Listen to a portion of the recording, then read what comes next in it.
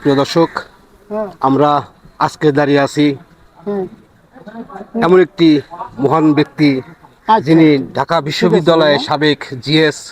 আজকে আমাদের সামনে উপস্থিতি বাংলাদেশ চলচ্চিত্র উন্নয়ন কর্পোরেশনের শিল্পী সমিতির একজন সক্রিয় সদস্য এবং একজন জনপ্রিয় নায়ক, যিনি অনেক ছবি করেছেন, আপনারা দেখেছেন। এমনি একটি শিল্পী পরিবারের সামনে আজকে কথা বলবেন এই শিল্পী সমিতির নির্বাচন বিষয়ে।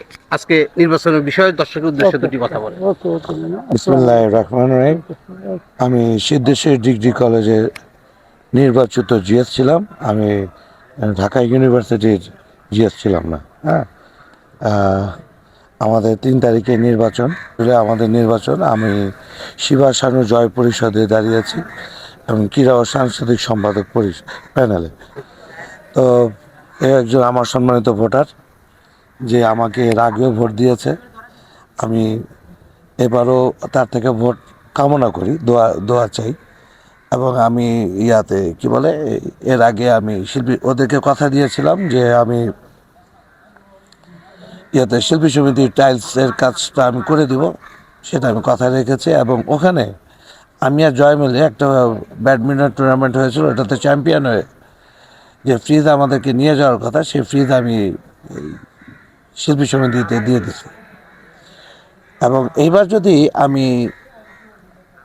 যদি সবার দোয়া নিয়ে আসতে পারি, আমি চেষ্টা করব যারা আমাদের অন্তত 400 লোককে আমাদের স্বাস্থ্য মন্ত্রণালয় থেকে, যাতে আমি 2 থেকে 300 টাকার মধ্যে, যত বড় ডাক্তার হোক তাদেরকে যাতে একটা কার্ড দেওয়া হয়, যে তারা যাতে এই কার্ড দেখালে তারা যাতে অন্তত 300 টাকার বেশি তাদের ভিজিট না নেওয়া হয়। এবং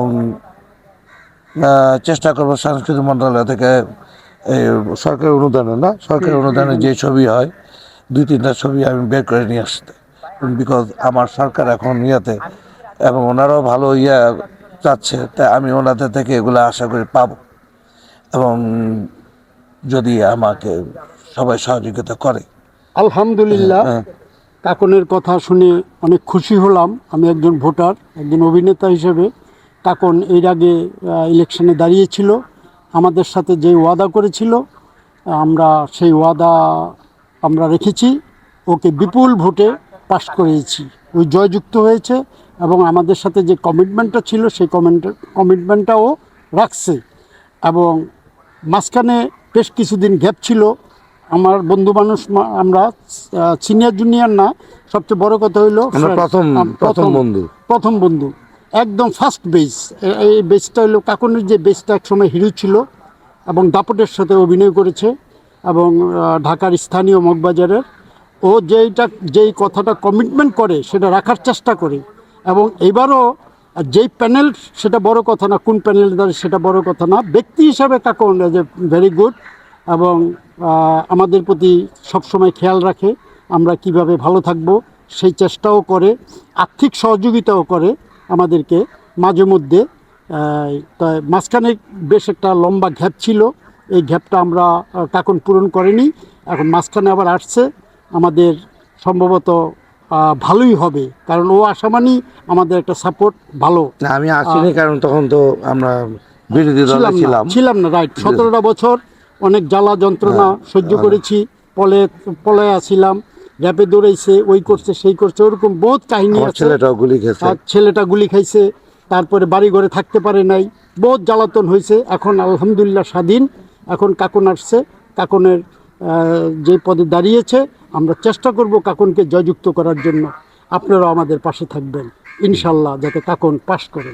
হচ্ছে আমাদের ফাইটার শাহী, আমার ফিল্মে শাহী আর আনোয়ার, আমরা সব একসাথে ছিলাম।